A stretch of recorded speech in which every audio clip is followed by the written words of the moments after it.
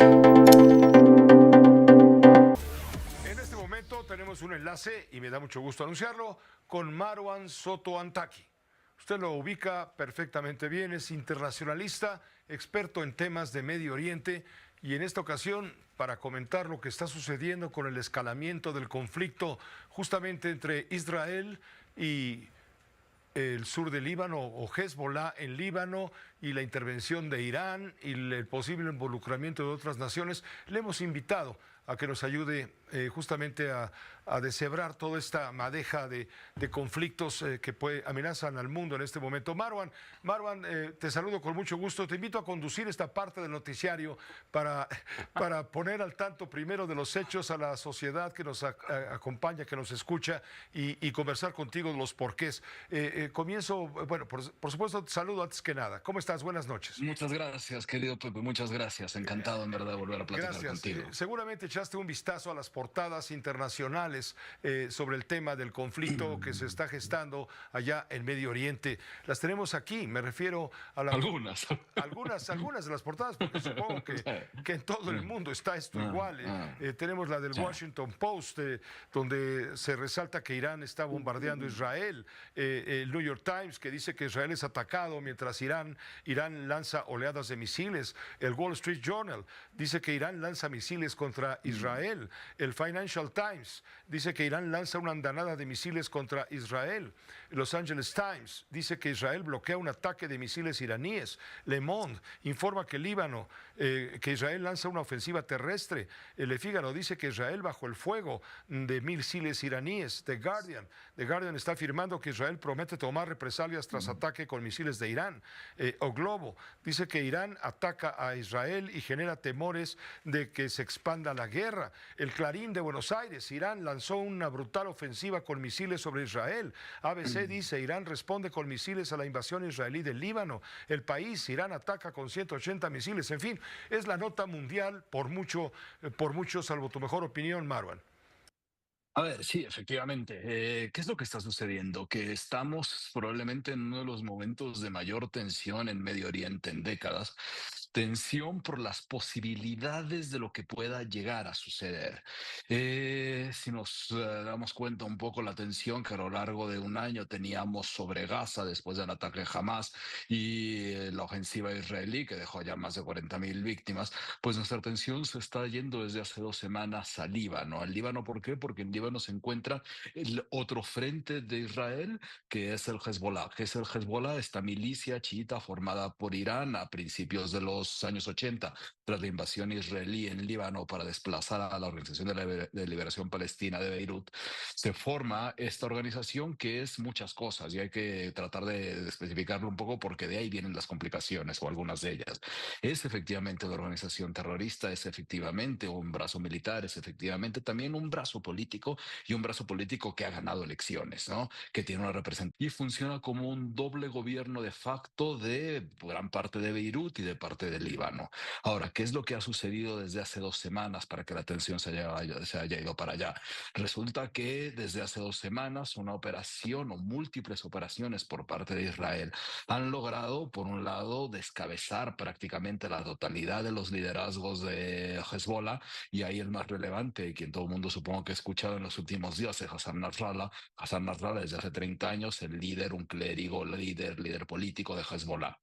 Eh, ¿Cómo inicia esta operación que ha llamado la atención para allá? Posiblemente podremos marcar con esas explosiones de celulares y vipers de la semana pasada, donde hubo un número de víctimas muy, muy alto, no solamente miembros de Hezbollah, aunque los dispositivos de comunicación estaban en sus manos, sino también en manos de otros. ¿Por qué? Porque al final, como está tan penetrada la organización dentro de la vida y las dinámicas locales, pues mucha de la gente eran simples o burócratas o comerciantes o gente que estaba pasando por ahí dando las primeras imágenes de terror. Después de eso llegaron una serie de bombardeos donde se elimina a la cabeza de las fuerzas Radwan, que eran las fuerzas como de élite de Hezbollah, y de ahí a un bombardeo el fin de semana que termina por un lado, destruir parte del sur de la ciudad de Beirut y por otro lado, eliminar a Hassan Nasrallah. ¿Cuáles son las implicaciones de esto? Las implicaciones de esto tenemos que verlas de varias formas. Por un lado, primero, la que más ha preocupado en general a la mayor parte de estas portadas, que tú estás mencionando, a la posibilidad de una escalada del conflicto en la región, es decir, al involucramiento de otros países, particularmente pensando en que esto se pueda transformar en una guerra regional hasta llegar, y eso me ha tocado tener que aclararlo en distintas entrevistas, a una guerra mundial literal. Están así las preocupaciones. Aquí hay que ver cuáles son la verdadera dimensión de las preocupaciones. Esto empieza a escalar después de que Irán ayer, mientras México está obviamente atendiendo su política local, Irán hace un lanzamiento de 180 misiles balísticos en contra de Tel Aviv. ¿Por qué importa que sean misiles balísticos? Porque a diferencia de otro tipo de misiles que tardan mucho tiempo en llegar, como los que se vieron después del ataque de Israel al consulado iraní en Damasco, estos son unos misiles que se tardan muy poco tiempo en alcanzar sus objetivos y eso dificulta que sean interceptados. Estos misiles que lanza Irán ayer, digo alrededor de 180 misiles, no todos logran ser interceptados, pero tampoco logran llegar a objetivos donde hiciesen demasiado daño. Lo cual también da la impresión, al ser también misiles más precisos, que la intención era mandar el mensaje en un problema de que esto en cualquier momento se sale de control y la tensión sale por la salida de control. ¿Por qué la salida de control? Porque obviamente Israel amenaza que entonces responderá. ¿Cómo va a responder Israel? Podemos ver dentro de las declaraciones de las últimas 24 horas, sobre todo de Estados Unidos, cómo la Casa Blanca dice que no participaría ni estaría de acuerdo en que Israel atacase instalaciones nucleares en Irán. ¿Por qué? Porque sabemos que Irán tiene un programa de desarrollo nuclear, tiene un programa que llevó al acuerdo nuclear con distintos países del mundo, que no es lo mismo que tenga una bomba atómica, ¿no? Entonces, ante ese temor por las posibles consecuencias, pues es que entonces todo el mundo está con los pelos de punta, ya que esto implicaría la posibilidad de que los distintos aliados de los distintos países, particularmente Irán e Israel, tuviesen que involucrarse en un conflicto en la región, haciendo las cosas aún mucho más complicadas. Hay al mismo tiempo otra cosa que tiene que preocupar, que son la escalada entre Israel y Líbano. Entonces, aquí ya no solamente estamos hablando de Irán, que tiene obviamente que respalda al Hezbollah en el Líbano, sino me refiero estrictamente a las implicaciones entre Israel y Líbano. ¿Por qué? Porque gran parte del sur de la ciudad está absolutamente destruido, porque ya tenemos para estas alturas arriba de 1 millón de libaneses desplazados internamente por temor a las bombas, es decir, 1 millón de personas que han estado buscando dónde dormir para no dormir en sus edificios por miedo a que les caiga una bomba en la noche.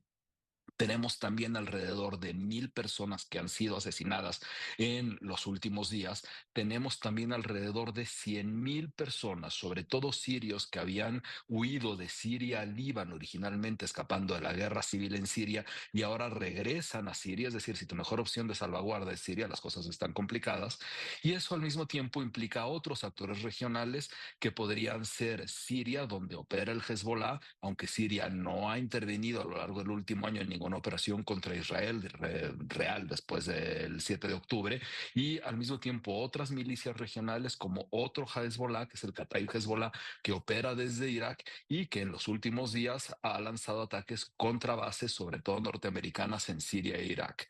Hay otra respuesta que se ha dado, que también se dio ayer, que fue un ataque por parte de Hamas en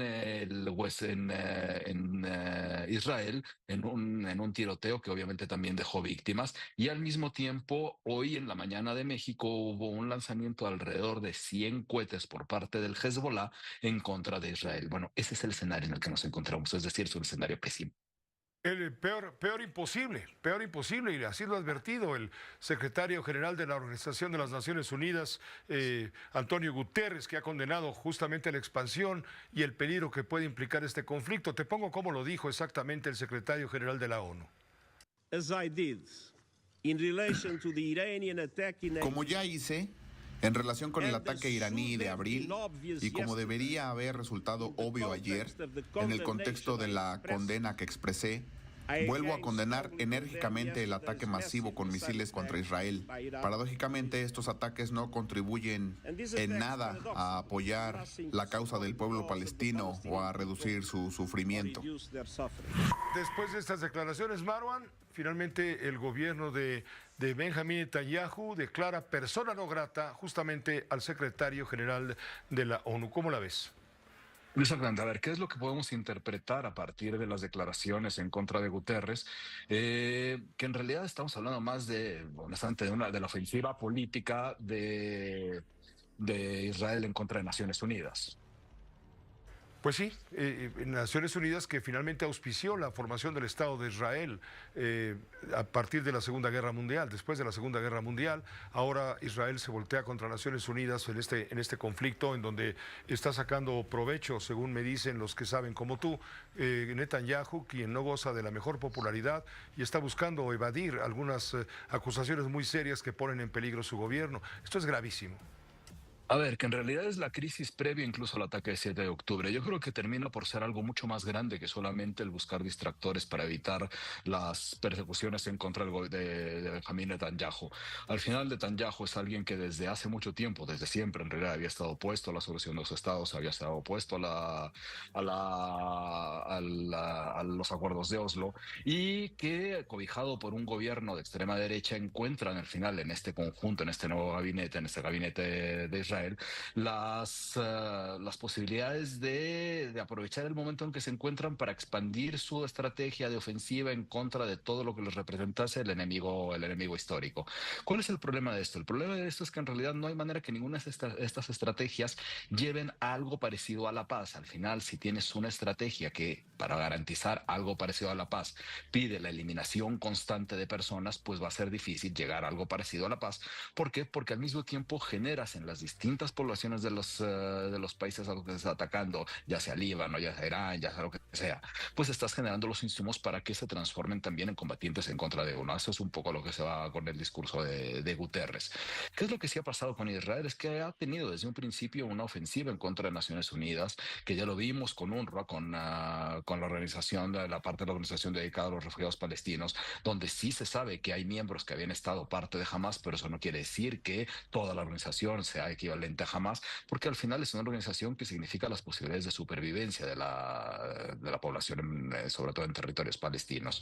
Eso nos lleva a otro conflicto, que Netanyahu llevaba ya mucho tiempo en una crisis de legitimidad creciendo al interior del país por la oposición de gigantescos sectores de su población a la ofensiva en Gaza, que la gente salía todos los sábados, y eso lo sabes bien, Pepe, exigir que se llegara a un cese al fuego y a un acuerdo de liberación de rehenes. Es decir, que había perdido combustible la operación de Netanyahu en Gaza, pero la intervención en contra de Hezbollah le da justo la gasolina que había perdido, y lo que está haciendo es aprovechar ese momento para seguir adelante, lo cual obviamente no tiene mucha preocupación en los costos humanos, y se enfrenta a otra cosa, a una serie de errores de cálculo político por parte de Irán, que se avientan una intervención como la de ayer, el lanzamiento de los misiles como los de ayer, que le da pretexto también a Netanyahu para atacarlos de vuelta, y al final pone en jaque algo que muchos hemos sostenido a lo largo del tiempo, que es que si había un gobierno enfocado en garantizar su supervivencia, el gobierno de Irán, y las acciones que está haciendo ahora van en dirección contraria.